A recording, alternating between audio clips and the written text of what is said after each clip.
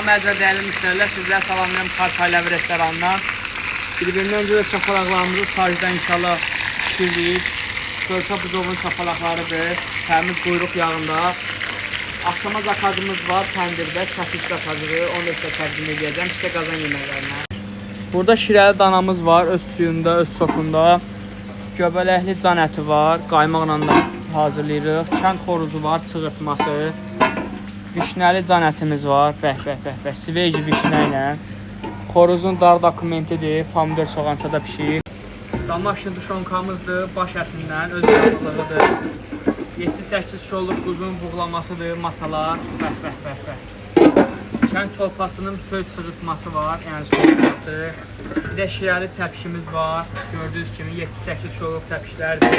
Bir-birindən kağıtlarımız da quzunun tikəsidir, antrikotu, yabloçkası, quyruğu, toyuğu, quzunun ciyəridir, dar dokumenti, içalatı, şapalağı, xan kababı və ekskluziv qutab kababı.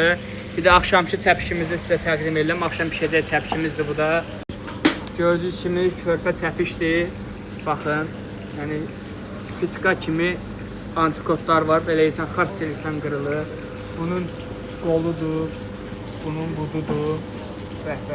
Yəni bu çəpişin 12 kilo, çəkisi 5 kilodur. Təndirdə pişiribsə təqdim edəcəm. Buyurun, gələ bilərsiniz.